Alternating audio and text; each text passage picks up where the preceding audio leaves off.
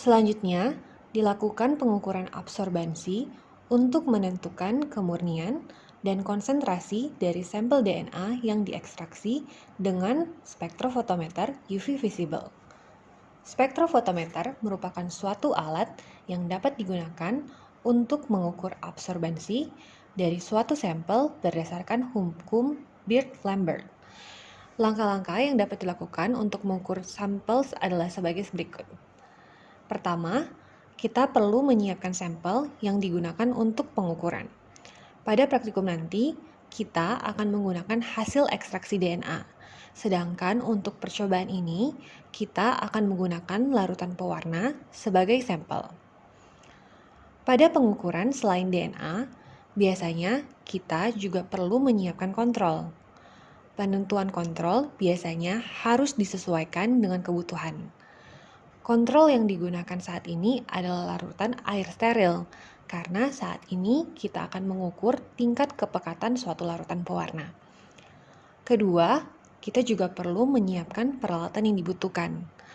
Pada pengukuran DNA, kita hanya perlu menyiapkan spektrofotometer dan kuvet sebagai wadah untuk pengukuran.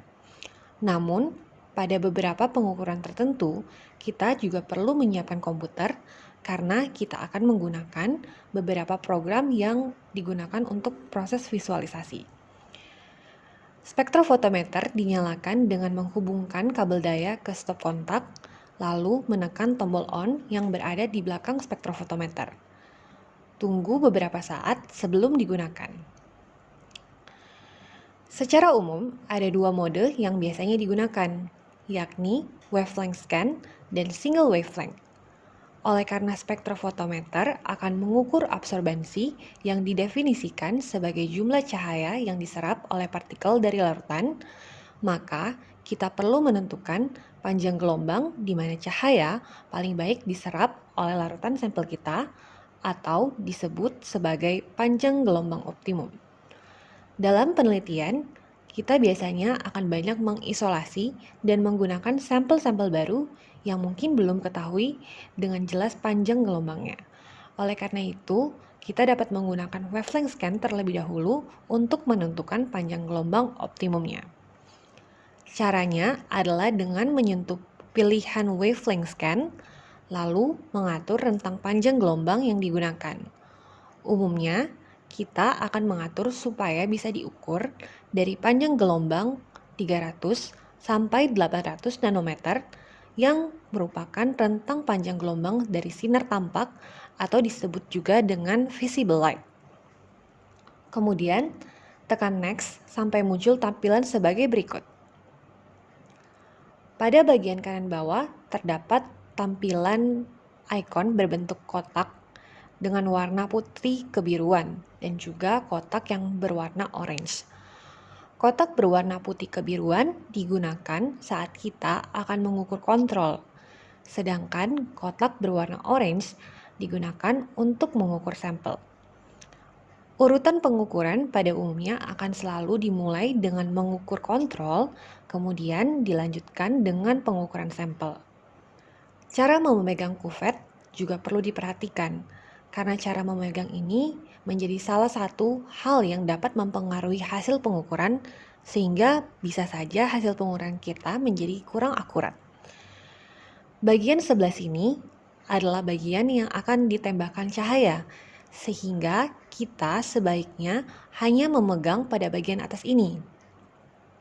Selain itu, arah dari peletakan kuvet juga harus selalu sama. Cara memastikan kesamaan arah adalah dengan memperhatikan tanda panah yang terdapat pada bagian kuvet. Jika pada pengukuran awal, misalnya pengukuran kontrol, bagian tanda panah pada kuvet berada pada sebelah kiri, maka posisi tanda panah juga harus selalu berada pada sebelah kiri. Perlu diperhatikan juga bahwa pembersihan dan pembilasan perlu dilakukan setelah penggunaan kuvet. Pembilasan dan pembersihan dapat dilakukan dengan menggunakan air, kemudian dikeringkan dengan tisu. Selain itu, tips juga harus diganti untuk penggunaan sampel dan kontrol. Penggantian tips juga harus dilakukan, terutama jika kita menggunakan konsentrasi yang berbeda, walaupun mungkin untuk sumber atau sampel yang sama. Berikut ini kita akan melakukan pengukuran absorbensi sampel. Namun sebelumnya, kita melakukan pengukuran blanko terlebih dulu dengan menggunakan air steril.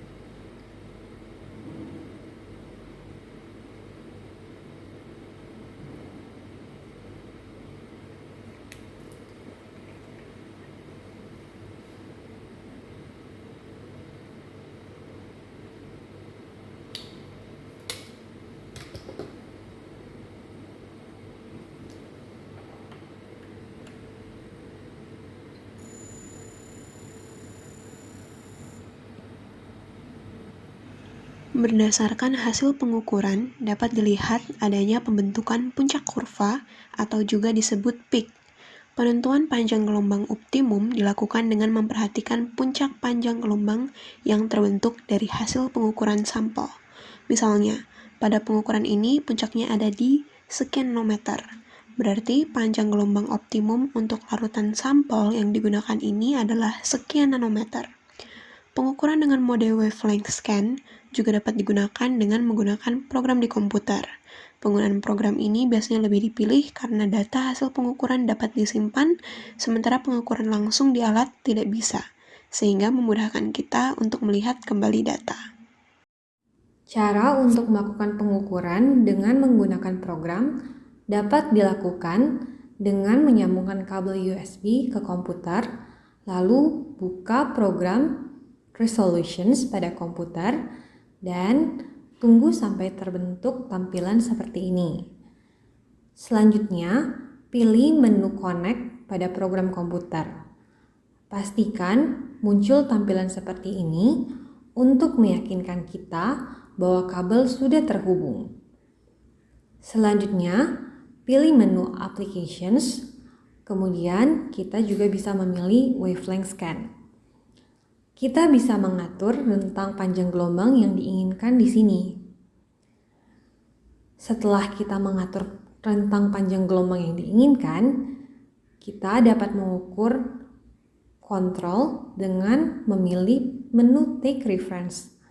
Setelah kita mengukur kontrol, kita dapat menekan tombol Start untuk pengukuran sampel.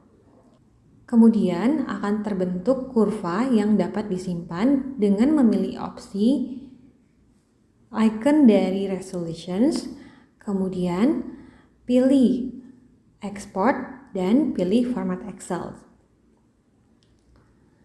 Bila penentuan panjang gelombang optimum untuk sampel sudah dilakukan, maka pengujian sampel selanjutnya akan dilanjutkan dengan mode single wavelength.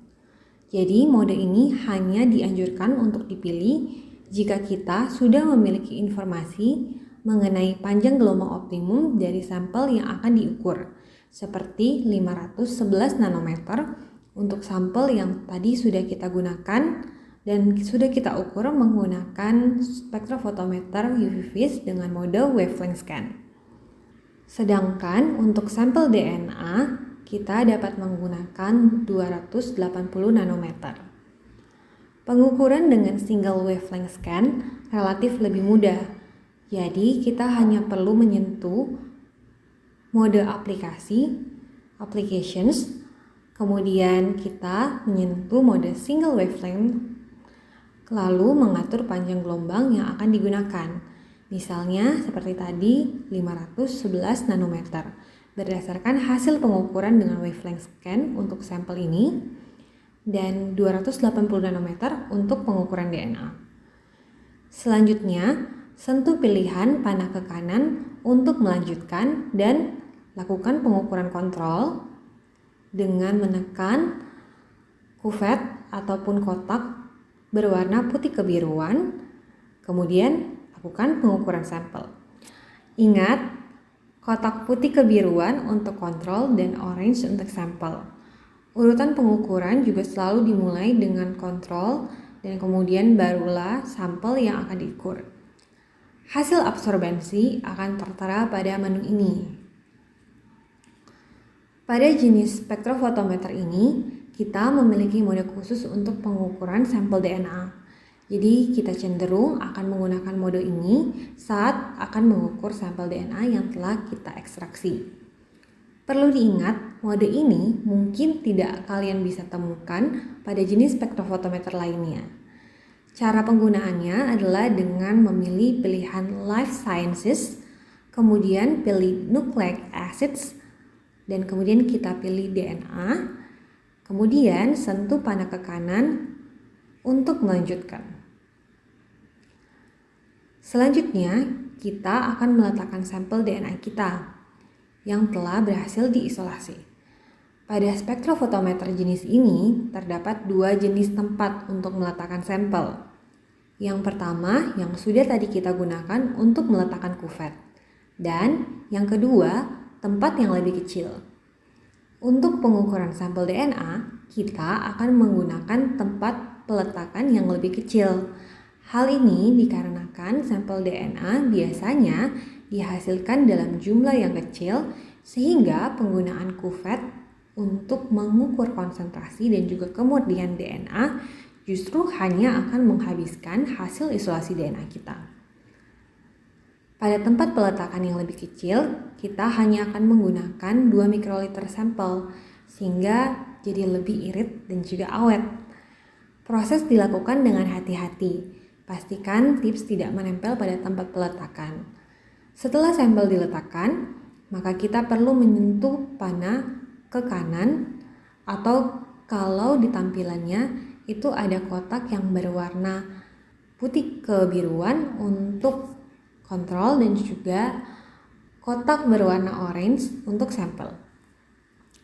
Kemudian akan didapatkan hasil sebagai berikut. 260 per 230 nanometer untuk mengukur kontaminasi dari komponen sel ataupun zat pengotor lainnya, sedangkan absorbensi pada rasio 260 sampai 280 nanometer untuk mengukur kontaminasi protein dalam sampel. Sedangkan data concentrations pada bagian ini menunjukkan konsentrasi DNA dalam sampel yang berhasil kita isolasi. Perlu diingat bahwa konsentrasi tinggi tidak selalu berarti kita berhasil mengisolasi DNA dalam jumlah yang banyak. Hal ini juga bisa saja mengindikasikan tingginya konsentrasi pengotor atau protein dalam sampel kita.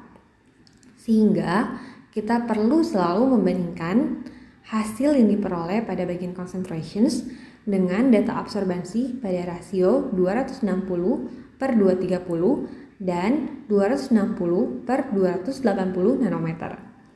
Absorbensi yang baik atau sesuai pada kedua rasio perbandingan ini juga tidak selalu berbanding lurus dengan konsentrasi DNA yang cukup atau kita bisa katakan baik. Hasil isolasi DNA yang baik adalah ketika absorbensi untuk rasio 260 per 230 dan rasio 260 per 280 nanometer berada pada rentang yang sesuai dengan konsentrasi DNA yang tergolong tinggi. Selanjutnya, pertanyaan untuk kalian terkait dengan apa yang sudah disampaikan. Pertama, kapan kita dapat menggunakan mode wavelength scan dan kapan kita dapat menggunakan mode single wavelength? Kedua, berapa panjang gelombang dari sinar tampak? Dan yang ketiga, Ani melakukan pengukuran DNA genom wortel. Berdasarkan hasil, ditemukan bahwa konsentrasi sampelnya sangat tinggi, yakni 300 mikrogram per mikroliter. Dengan absorbensi pada rasio 260 per 230 nanometer sebesar 1,6 dan pada rasio 260 per 280 nanometer sebesar 1,7. Tolong berikan analisis dan kesimpulan yang dapat kamu ambil melalui data ini.